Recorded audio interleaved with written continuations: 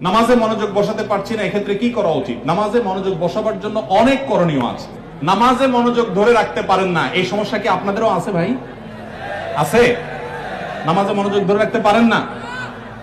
আজকে আমি আপনাদেরকে নামাজে মনোযোগ ধরে রাখার জন্য কয়েকটা টিপস, কয়েকটা পরামর্শ দিয়ে যেতে চাই, এবং আমি নিজে এগুলোর উপরে আমল করে আলহামদুলিল্লাহ ফল পেয়েছি, পরীক্ষিত। এরকম আমলগুলোর মধ্যে এক নম্বর হলো, ভালো করে শুনেন, এক নম্বর হলো চোখের হেফাজত করবেন। চোখের, মোবাইলে বা বিভিন্ন ভাবে চোখ দিয়ে হারাম জিনিস দেখেন, মেয়েদের ছবি দেখেন, ফিল্ম দেখেন, নাটক দেখেন, বিভিন্ন হারাম জিনিস দেখেন, এটা আপনি বন্ধ করেন। পরীক্ষামূলক 1 মাসের জন্য আপনি একটু চোখের রোজা করেন, আত্মনিয়ন্ত্রণে করার চেষ্টা করেন। যে পুরুষ নিজেকে নিয়ন্ত্রণ করতে পারে না, সে আবার কিসের পুরুষ, সে আবার কিসের যুবক?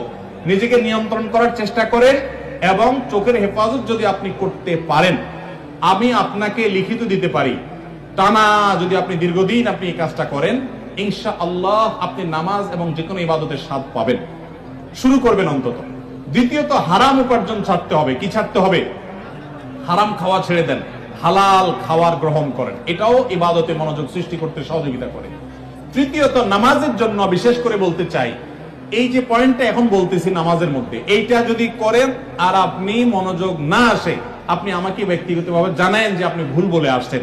আমি আলহামদুলিল্লাহ এটার উপরে নিজে 100% উপকারিতা পেয়েছি, অনেকের পরামর্শ দিয়ে তাদের মধ্যে উপকারিতা পেয়েছি। সেটা হলো নামাজের টাইমিংটা বাড়িয়ে দেন, অর্থাৎ দীর্ঘ সময় নিয়ে নামাজ পড়েন। আপনার 4 রাকাত নামাজ পড়তে 5-6 মিনিট সময় লাগে, বা 6-7 মিনিট সময় লাগে, আপনি এটাকে ডাবল করে দেন, এবং সূরা ফাতিহা পড়ে একটু অপেক্ষা করে অন্য সূরা পড়েন, একটু সময় নেন। একইভাবে রুকুতে গিয়ে একটু লম্বা সময় ধরে তাসবিহ, সাধারণত আপনি 3 বার তাসবিহ পড়েন, এবার আপনি 6 বার 7 বার পড়েন, 9 বার পড়েন, আরো বেশি করে পড়েন, একটু সময় বেশি নেন।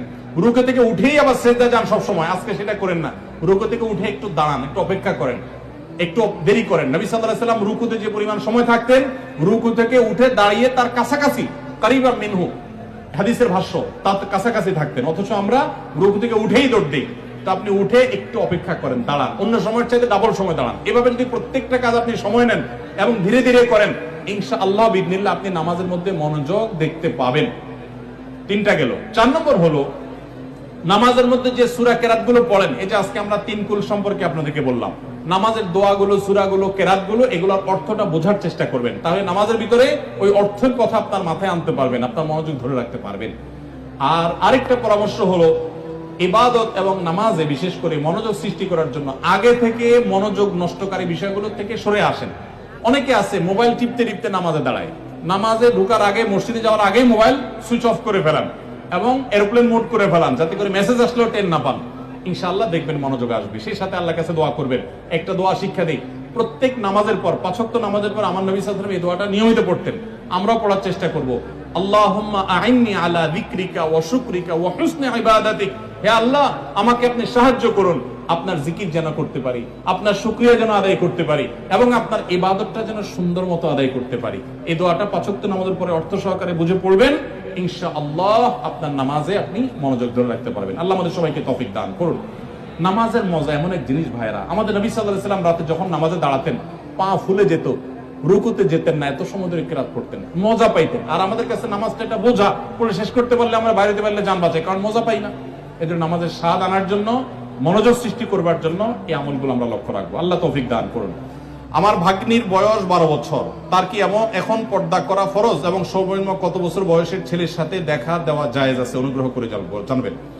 আপনার ভাগ্নির বয়স যদি 12 বছর হয়ে থাকে, দেখতে হবে সে প্রাপ্তবয়স্ক হয়েছে কিনা। মেয়েদের প্রাপ্তবয়স্ক মিন শুরু হলে শুরু হয়, তাহলে সেক্ষেত্রে প্রাপ্তবয়স্ক হতে পারে 12 বছর বা তার আগেও।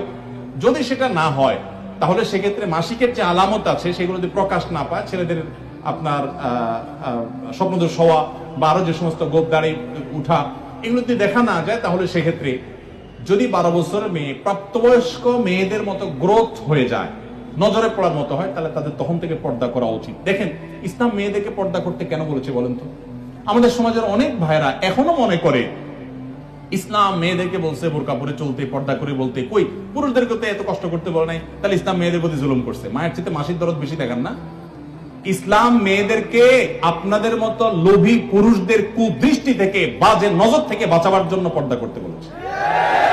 এই পর্দা নারীর প্রগতির পথে অন্তরায় নয়। গত কয়েক বছর আগে সারা দেশের মেডিকেল ভর্তি পরীক্ষায় প্রথম স্থান অধিকারকারিণী এক বোন আমার আগা গোড়া পর্দা করে পরীক্ষা দিয়ে গোটা দেশের ছেলে মেয়ে সবাইকে পিছনে ফেলে 1 নম্বর হয়েছে। তাহলে পর্দা কি মানুষের উন্নতির পথে অন্তরায় হয়? আমার অবাক লাগে পৃথিবীর সে সমস্ত মানুষদেরকে দেখলে, যে সমস্ত মানুষগুলোকে দেখি যে তারা নারীদেরকে স্বাধীনতার নাম দিয়ে নারীদেরকে হাফ প্যান্ট পরায় দিচ্ছে। এসির মধ্যে কোন হল রুমে ঠান্ডা, পুরুষগুলা সবগুলা একেবারে ফুল প্যান্ট পরে, আপনার জ্যাকেট ট্যাকেট পরে সে নিজেকে সেভ করে ফেলছে। আর ওই বেচারি মেয়েকে বুঝাইছে তোমার আধুনিকতা হলো তুমি হাফ প্যান্ট পরো, উপর দিকেও শর্ট নিচের দিকেও শর্ট থাকো। আমার কথা হলো এই শীত বেচারিদের আছে না নাই? না শুধু পুরুষদের শীত আছে? তো শীতের ঠান্ডা খাওয়াইতেছেন তারা আধুনিকতার নাম দিয়া। আমি এর আগে বলছি মিডিল ইস্টে অনেক পুরুষ আছে নামাজ কালাম ঠিক মতো পড়ে না, বিড়ি সিগারেট খায়, অনেক উল্টা পাল্টা করে, অনেক হারাম কাজ করে, কিন্তু বউরে পর্দা ঠিক মতো রাখে। কেন জানেন? কারণ কি জানেন? নামাজের গুরুত্ব যে বুঝলো সে বউর পর্দার গুরুত্ব এত বেশি বুঝলো কিভাবে? কারণ হলো সে জানে একজন নারীকে খোলামেলা ভাবে যদি বাহিরে পাঠানো হয় বা পুরুষদের মধ্যে তিনি যদি আসা যাওয়া করেন, বেশিরভাগ পুরুষরাই তাকে নিয়ে মনে মনে কি চিন্তা করে? কি চিন্তা করে? খারাপ চিন্তা করে। আপনাদের মনে এরকম কোন খারাপ কিছু চোখে পড়লে মনে খারাপ চিন্তা আসে? আসে না? আসে। তাহলে তো আপনারা স্বীকার করছেন।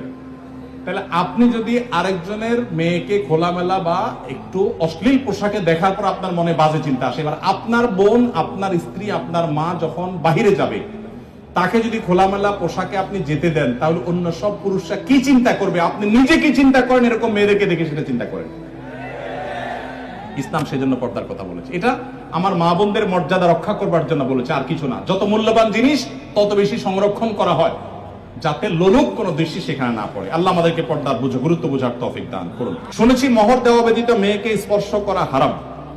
তাহলে যদি মেয়ের বাবা বা মেয়ের পরিবারের লোক এই পরিমাণ মোহর ধার্য করে যে ছেলের পক্ষে দেওয়া সম্ভব নয়, তাহলে এই অবস্থা ছেলের করণীয়? হ্যাঁ, বুঝছি আমি। প্রশ্ন কমন পায়ে পড়ে গেছে, এই তো। আচ্ছা শুনেন, যারা ঠিক করছে এই সব হয় আমি একটা পুরুষ, আর না হলে বিয়ে করে বেচারা ফাঁসা গেছে। শুনেন, ভালো করে শুনেন। প্রথম কথা হলো যে মোহর দেওয়া ছাড়া স্ত্রীকে স্পর্শ করা হারাম, এই কথা ভুল। প্রশ্ন যিনি লিখেছেন এটা সঠিক কোনো কথা না।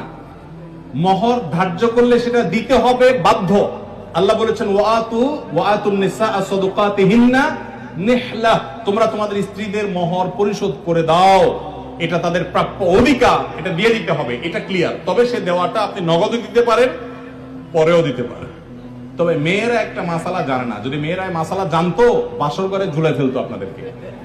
মাসালাটা হলো, যদি কোনো মেয়ে দাবি করে যে মোহর যা ধার্য হয়েছে, আপনি আমার স্বামী, সবই ঠিক আছে, আগে মোহর ফেলেন তারপরে সামনে আগান, এটা যদি কোনো মেয়ে বলতে চায়, ইসলাম তাকে সম্পূর্ণ সেই অধিকার দিয়েছে। কিন্তু আমাদের সমাজে মেয়েরা মাসআলা আমার কাছে শোনার পর বলবে না। এটা কেন বলবে না? কারণ আমাদের সমাজে পুরুষগুলো এমন রাক্ষসের মতো এবং এমন জালিম, এমন অত্যাচারী, বেশিরভাগ, সবার কথা বলছি না, যে এই কথা যদি মেয়ে বলে বাসর রাতে, ঠিক আছে স্বামী সবই ঠিক আছে, আপনার সাথে আমার বিয়ে হয়েছে, সব ঠিক আছে, মোহর ধার্য হয়েছে, এটা আমার প্রাপ্য, আল্লাহ কোরআনে বলছেন, অতএব এটা দিয়ে দেন। ছেলে বাসর থেকে পালায় দৌড় দিবে, বলবে এই মেয়ে বাসর রাতে এখনই অবস্থা করতেছে, আল্লাহ জানে আমাদের কোথায় ঝুলে। ঠিক না? ঠিক। অথচ এটা ঠিক না। সব কথাই তো ঠিক বলেন। ওয়াজ মাহফিলের একটা সমস্যা হলো ঠিক হলেও ঠিক না? ঠিক, এটাও ঠিক। আচ্ছা যাক, শুনেন, নবী করিম সাল্লাল্লাহু আলাইহি সাল্লামের মেয়ে, ভালো করে শুনে রাখেন, নবী করিম সাল্লাল্লাহু আলাইহি সাল্লামের কন্যা ফাতেমা রাদিয়াল্লাহু তাআলা আনহা, তার বিয়ে হয়েছে কার সাথে? আল্লাহু আকবার। আলী রাদিয়াল্লাহু তাআলার মতো ইসলামের খলিফার সাথে তার বিয়ে। ফাতেমা রাদিয়াল্লাহু তাআলা আনহা তার বাবা নবী করিম সাল্লাল্লাহু আলাইহি সাল্লামকে বলেছেন, বিয়ে হয়েছে আব্বা, ঠিকই আছে, বাট আমার দাবি হলো মোহর যেটা ধার্য হয়েছে সেটা যেন আমাকে আগে পরিশোধ করে দেওয়া হয়। আজ আমাদের সমাজে মেয়েদের সে অধিকার দেই আমরা? এই সমাজে সবচেয়ে বেশি অবিচার আমরা পুরুষরা মেয়েদের প্রতি করে থাকি। বিয়ে করেছেন আর মহর পরিপূর্ণ পরিশোধ করছেন এরকম বাপের বেটা যারা, তারা হাত তোলেন। কয়টা বাপের বেটা দেখছেন এখানে? হাত গোনেন তো কয়টা হাত। স্টেজেও হাত উঠে নাই, নামান, ইজ্জত বাঁচান। উঠছে মানে অল্প স্বল্প উঠছে, আমি সবার কথা বলছি। আমি দিয়ে দিয়েছি আলহামদুলিল্লাহ, আমি হাত উঠেছি। কিন্তু শুনেন, বাকিরা হাত উঠেছেন তার মানে কি সব অবিবাহিত? মোটেই না। কিন্তু মোহর দেন নাই। মোহর যদি ধার্য হয়ে থাকে তাহলে সেটা দিতে হবে, কথা ক্লিয়ার? মোহর না দিলে স্ত্রীকে সেটা হারাম হবে, হারাম। আপনি পাওনাদারের পাওনা না দিলে যেরকম হারাম হয়, স্ত্রীর মোহর না দিলে সেটা গুনাহ হয়। হ্যাঁ, পাওনাদারের পাওনা যেরকম আপনি সময় নিয়ে তার কাছ থেকে 1 বছর 2 বছর পরেও দিতে পারেন, স্ত্রীর মোহরটা এরকম পরে দিলেও আদায় হয়ে যাবে। বাট যদি না দেন, মেরে দেন যে আর স্ত্রী আর কি দিব, সেটা আমার ঘরওয়ালি, তাহলে কিন্তু আপনি ধরা খেয়ে গেছেন। কথা কি বুঝে আসছে? অনেক আমাদের দেশে মেয়েরা এত সহজ সরল। অনেক ছেলে আছে এমন বাটপারের বাটপার, বাসর রাতে বউরে বলে, দেখো এখন মোহর তো ধার্য করছে মুরব্বীরা 10 লাখ, আমি তো 20,000 টাকা বেতনে চাকরি করি, কোত্থেকে দিব এত টাকা? তবে আল্লাহ যদি বাঁচায়, এই তো কদিন পর ইটালি চলে যাব, কত টাকা আসবে সবই তো তোমার। এইসব ফুসলানো কথা শুনে বেশিরভাগ সহজ সরল মেয়েরা বলে ফেলে, আরে কি বলেন মোহর তো আমার লাগবে না, এসব কিছু আমার কিছু লাগবে না, এই মাফ করে দিল আর কি, ধরাটা খাইল। এই জন্য সহজ সরল মেয়েদেরকে ধোকা দিবেন না।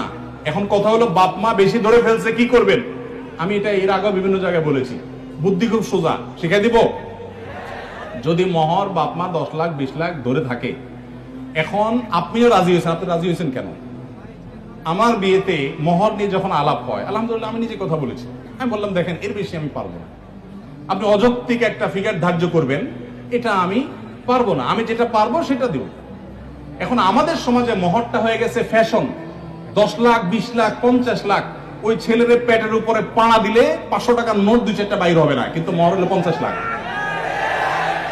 আর মেয়ের বাপরা, অনেক মেয়ের বাপরা বিয়ের মহরানা বিশাল বড় একটা ধরার ভিতরে বিরাট বড় বাকাওয়াতি মনে করে। অনেক মেয়ের বাপরা এরকম করে। হাদিস শুনেন মেয়ের বাবারা, নবী সাল্লাল্লাহু আলাইহি ওয়াসাল্লাম বলেছেন, ইন্না আযমান নিকাহি বারাকাতান আইসারুহা মাউনা, সবচেয়ে সেই বিয়েটা বরকতময় হয় যে বিয়েতে মোহর সবচেয়ে কম হয়। ভালো করে শুনেন মেয়ের বাবারা, যেই বিয়েতে মোহরের পরিমাণ কম ধরা হয় সেই বিয়ে বেশি বরকতময় হয়। আমি এর আগেও বিভিন্ন মাহফিলে চাক্ষুষ হাজির করেছি, যারা মুরব্বী আছেন এখানে খবর নিয়ে দেখেন, 10 টাকা 15 টাকা 20 টাকা মোহর ধার্য করা হয়েছে। আপনি বলবেন সে আমলের 15 টাকা, বুঝলাম সে আমলের 15 টাকা, এখনকার 15,000 টাকা বা 1.5 লাখ টাকা, এর বেশি তো না। তখনকার 15,000 তেমন 15 কোটি সমান তো আর না। কিন্তু তখনকার ওই 15 টাকার বিয়ে যতটুকু টিকছে, এখন 50 লাখ টাকার বিয়ে অতটুকু টিকে না। অনেক বাপমা মনে করে এটা বোধহয় বিয়ে টিকানোর একটা উসিলা, এই জন্য যত বেশি ধরবো বিয়ে তত টাইট হবে। না, এগুলো সঠিক কথা না। এটা প্রথম কথা। দ্বিতীয় কথা হলো, 15 লাখ 20 লাখ 10 লাখ 50 লাখ বাকাওয়াতি করে জাহির করলেন, আপনার মেয়ে 1 টাকাও পাইল না। মানে কি? যতটুকু ধার্য করা হবে ততটুকু দিতে হবে। এই জন্য ছেলেরা যদি কোনো কারণে মুরব্বীদের কথা ফুসলানিতে পড়ে আপনি রাজি হয়ে থাকেন, রাজি হয়ে গেছেন 20 লাখে সই করে দিয়েছেন, রাজি হয়ে গেছেন, এখন আপনার বাঁচার উপায় আছে একটা, হয় পুরা টাকা আদায় করে দিবেন, আর না হয় বইয়ের কাছে একটা দরখাস্ত লিখবেন। কি লিখবেন? দরখাস্তে লিখবেন, বরাবর প্রিয়তমা স্ত্রী, বিষয় মোহর মওকুফের আবেদন, যথাবিহিত সম্মান প্রদর্শন পূর্বক নিবেদন এই যে আমি অমুক অমুক আপনার নাখান্দা স্বামী, বিবাহের সময় মুরব্বীদের প্রিয়াপ্রীতে রাজি হয়ে এত টাকা ধার্য হয়েছে, আমি রাজি হয়ে গিয়েছিলাম, তখন বুঝি নাই যে এটা দিতে হবে, এখন যেহেতু জানলাম এটা দিতে হবে, আর এত টাকা দেওয়ার ক্ষমতা আমার নাই, আমি গরিব মানুষ, অতএব অনুগ্রহ করে আপনি সেখান থেকে কিছু কমাইয়া দিয়া বাধিত করিবেন। স্ত্রী যদি সেই অ্যাপ্লিকেশন গ্রহণ করে বলে, ঠিক আছে তুমি গরিব মানুষ, যাও 50% মাফ করে দিছি, বা 40% বা 90% মাফ করে দিছি, ঠিক আছে এত দাও, বাকিটা মাফ, তাইলে আপনি মাফ পাবেন। আর যদি স্ত্রী মাফ না করে, তাহলে বলবেন ঠিক আছে আমি আপনার থালা বাসন কোসন ইত্যাদি ধুয়ে দিব, এটার বাবদ আপনি কিছু মাফ করে দেন। মানে খোলাসা কথা হলো, যেভাবেই হোক স্ত্রীর কাছ থেকে আপনাকে মাফ আদায় করতে হবে। চেষ্টা করবো তো আমরা সবাই। মোহর আদায়